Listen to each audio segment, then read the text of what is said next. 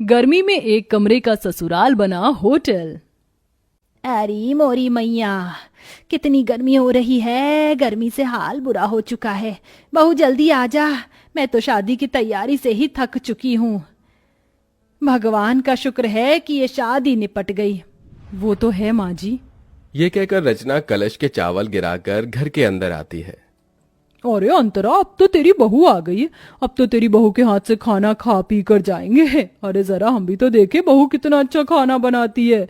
क्यों कश्मीरा? अरे हाँ हाँ बहू, मुझे बहुत गर्मी लग रही है। मुझे क्या, सबको ही लग रही होगी। गर्मी जो इतनी पड़ रही है, तो जा सबके लिए ठंडा ठंडा शरबत बना कर लिया। जी बुआ जी। और सुनो, तुम शहर में नहीं गांव में हो, तो यहाँ पर तुम्हें घूंघट में रहना पड़ेगा। जी बुआ जी। अरे पर बहू देखेगी कैसे? उसने इतना मोटा और भारी लहंगा पहन रखा है, कपड़े तो बदलने देते। ओहो, जब तक बहू कपड़े बदल कर आएगी हम तो पसीने में तर हो जाएंगे। इससे पहले बहू तू कुछ शरबत लिया। जी लाई। अरे बहू, थोड़ा घूंघट और करो, हम तुम्हारे ससुर समान हैं, तुम्हारे ससुर के बड़े भाई। और हाँ, शरबत सत्तू या बर्फ डालकर लाना। जी ताऊ जी। माँ जी, रसोई कहाँ है? अरे बहू, तुझे रसोई ढूंढने में कोई परेशानी कैसे हो सकती है? वो देख, तेरा ससुराल एक कमरे का है, इस एक कमरे के कोने में हमारी रसोई। वो देख, जा जाकर शरबत बना दे, सभी मेहमान इंतजार कर रहे हैं। इसका मतलब हमारे सारे रिश्तेदार यहीं रहेंगे, इस एक कमरे के ससुराल में? और कहाँ जाएंगे बहू? यहाँ पूरे में बिस्तर बिछा देंगे, सब यहीं लेट जाएंगे। हे भगवान, इतनी गर्मी में सारे लोग एक ही कमरे में कैसे रहेंगे? ऊपर से रसोई भी यहीं है, सारी गर्मी इधर ही आ जाएगी। ऊपर से मुझे ना कपड़े चेंज करने दे रहे, ना घूंघट हटाने दे रहे। मैं तो ऐसी गर्मी में पागल हो जाऊंगी। ये कैसी जगह शादी हो गई है मेरी। इतना कहकर दिल पर पत्थर रखकर उस एक कोने की रसोई में रचना बड़ी मुश्किल से घूंघट में शरबत बनाती है और एक एक करके सभी मेहमानों को शरबत देती है।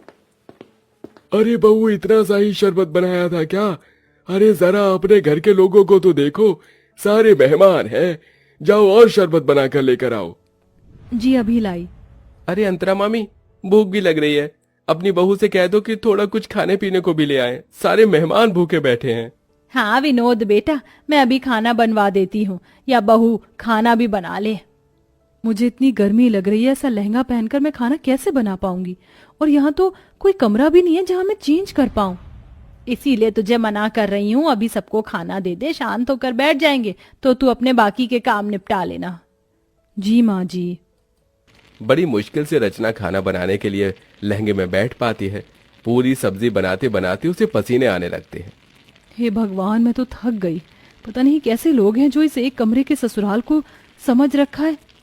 और नहीं, बहू इन्हें नौकरानी लग रही है। आते ही नई बहू से कोई काम करवाता है क्या? अरे बहू, मेरे भतीजे का भूख से हाल बेहाल हो रहा है, जरा जल्दी खाना बना। बस माँ जी, पूरी प्लेट में लगा रही हूँ। मुझे क्या रोबोट समझ रखा है?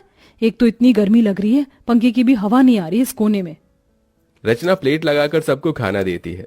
खत्म हो जाने पर बैठने आती है कि लहंगे की वजह से उसका पैर फिसल जाता है और माधव उसे संभाल लेता है। रचना, तुम ठीक तो हो ना? आप तो रहने दीजिए, आपको मेरी कोई फिक्र नहीं है।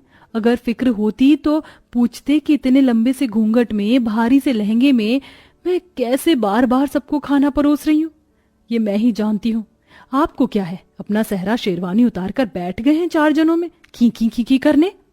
अरे रचना, ऐसी कोई बात नहीं है, मैं माँ से बात करता हूँ। अरे बेटा, यहाँ बहू के साथ क्या कर रहा है? हमारे साथ भी आजा, बैठ जा। और बहू, राजन विनोद की प्लेट खाली है, जाओ उन्हें सब्जी पूरी दे दे। जी जी अभी। और तुम तो छोड़ो मेरा हाथ। गुस्से में रचना अपने पति के पेट में एक कोहनी मारकर चली जाती है। आउच! क्या हुआ बेटा? कुछ नहीं ताऊ जी। फिर सबको खाना देने के बाद रचना थक जाती है और बैठे बैठे सो जाती है। उसे देख कश्मीरा जगाने जाती है तो माधव मना कर देता है।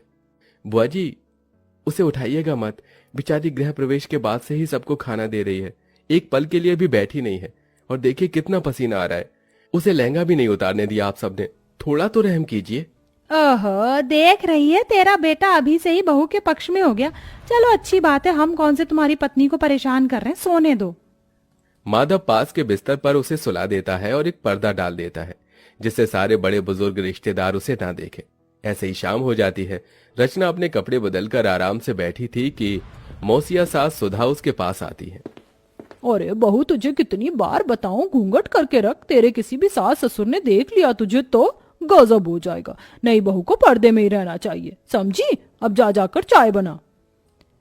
मैं चाय तो बना दूंगी, पर मैं तो पहले इस तरफ बैठी हूं ना, मुझे कोई भी नहीं देख सकता, तो थोड़ी देर घूंघट ऊपर कर लूंगी तो क्या हो जाएगा। मुझे भी गर्मी लग रही है, और ऐसा तो है नहीं किसी ने मेरी शक्ल नहीं देखी, सबने शादी में मुझे देखा है। देख ले अंतरा, देख ले तेरी बहू कैसे अभी से ही जबान लड़ा रही है। अरे मैं तो मौसी हूँ, मुझे इस बात का बुरा नहीं लगेगा, लेकिन कोई और होता तो तौबा तौबा तौबा। छोड़ ना सुधा, ऐसी बात नहीं करते, जा सबके लिए चाय नाश्ता लेकर आ। ये बोलते ही रचना घूंघट करके फिर से गर्मी में सबके लिए चाय बनाती है। अब इतने सारे मेहमान थे, हर कोई थोड़ी थोड़ी देर बाद अपने खाने पीने की फरमाइश कर रहा था। ऊपर से हल्की साड़ी पहनने पर विनोद कहता है, देखो रचना, मैं तुम्हारे जेठ की तरह हूँ और अभी तुम्हारी नई शादी हुई है, इसलिए बता रहा हूँ इतनी हल्की साड़ी मत पहनो। जो नई नवेली दुल्हन हो तो थोड़ी भारी साड़ी पहनो। भाई साहब, गर्मी लग रही है इसलिए मैंने थोड़ी हल्की साड़ी पहनाई है। कोई बात नहीं, थोड़ा बर्दाश्त करो और अपने हाथ के पकौड़े भी बनाकर खिला दो। फिर कहाँ मैं बार बार आने बैठ रहा हूँ, मुझे तो आगरा ही चले जाना है। अब मेरा भेजा फ्राई हो रहा है, शादी करके पछता रही हूँ। इससे पहले ही बढ़िया थी मैं जब जीन्स टॉप पहनकर विदाउट कोई घूंघट के इधर उधर रहती थी, पर इन बड़े लोगों ने तो मेरा जीना हराम कर दिया। ऊपर से इतना छोटा ससुराल है, हर जगह कोई ना कोई बैठा है। सच में कमरे के ससुराल को होटल समझ लिया है, जाने का नाम ही नहीं ले रहे। जब से आए बहू ये, जब से आए बहू वो। जी भाई साहब, लाई अभी पकौड़े। इतना कहकर रचना फिर से चूल्हा जलाकर गर्मी में बैठकर पकौड़े बनाती है। उस चूल्हे का धुआं और गर्माई सीधे रचना के मुंह पर लग रही थी। बस अब मुझे और नहीं होगा, मैं पागल हो जाऊंगी इस गर्मी में, थोड़ी देर बाहर चली जाती हूँ। पकौड़े उतार कर वो थोड़ा बाहर जाकर हवा लेते हैं। भले ही बाहर गर्मी सही, लेकिन उतनी भभक तो नहीं है जितना अंदर एक कमरे में है। भगवान जाने कैसे आलसी जानवर की तरह सब एक साथ अंदर हैं, ये भी नहीं कि अपने घर चले जाएं। अरे सर, सुकून तो अपने घर पर ही होता है, लेकिन यहाँ के रिश्तेदार बड़े मक्खी की तरह हैं जो गुड़ से चिपक जाते। एक काम करती हूँ, फ्रिज के ठंडे पानी से मुंह धोकर अंदर चली जाती हूँ, वरना सब बोलेंगे। फिर रचना ठंडे पानी से मुंह धोकर फिर सबके काम करने लगती है। ऐसे ही 4 दिन से हफ्ता और हफ्ते से 2 हफ्ते हो जाते हैं, लेकिन मेहमान जाने का नाम नहीं लेते। उन्होंने नई बहू को गर्मी में बिल्कुल काम करवाकर परेशान कर दिया था। ऐसे में रचना की हालत बहुत खराब हो जाती है, क्योंकि वो बेचारी खुद भी खा पी नहीं पाती है। पति से अपनी परेशानी बताती है, लेकिन वो नजरअंदाज कर देता है। बहू एक दिन गर्मी में कपड़े सुखाते सुखाते बेहोश हो जाती है। माधव फौरन डॉक्टर को घर पर बुलाता है, तो डॉक्टर बताता है, देखिए, गर्मी में इनकी हालत बहुत डाउन हो चुकी है। और इतनी मोटी साड़ी क्यों पहनी है आप लोगों ने? आप जून जुलाई की गर्मी से वाकिफ नहीं है क्या? और इतने सारे लोग क्यों हैं यहाँ पर? मरीज के पास ज्यादा लोग रहने से और घबराहट पैदा होती है। देखिए माधव जी, हो सके तो थोड़ा रेस्ट करने वाला एनवायरनमेंट प्रोवाइड करवा दो तो बेहतर होगा। जी डॉक्टर। ये सब इसी वजह से हो रहा होगा। बहू ने मुझे बोला था कि उसे परेशानी हो रही है, फिर भी मैंने इसकी एक नहीं सुनी। बेटा, डॉक्टर साहब सही कह रहे हैं। देख, बहू का पगफेरा भी नहीं हुआ, ऐसा कर तू इसके मायके ले जा इसे। ठीक है माँ। बहुत हो गया, कहीं ना कहीं ये रिश्तेदार भी मेरी बहू के इस हालत के जिम्मेदार हैं। बहुत दिन खाना खा लिया मेरे घर को होटल समझकर, अब मुझे इन्हें यहाँ से निकालना ही होगा। सुनिए, आप सब थोड़ा बाहर जा सकते हैं? जो डॉक्टर साहब ने बोला है उसी के लिए बोला है मैंने। हाँ हाँ ठीक है, चलो चलो सब बाहर चलो। उनके बाहर जाते ही अंतरा बहू से कहती है, बहू मैं समझ सकती हूँ, तू बहुत परेशान हो गई थी, इसलिए अब मैं तुझे तेरे मायके भेज रही हूँ और इन मेहमानों की तो छुट्टी मैं करूंगी। काश तेरी ये बात मैंने पहले समझ ली होती। कोई बात नहीं माँ जी, ये सब हो जाता है, आप अपना ख्याल रखना। हाँ हाँ।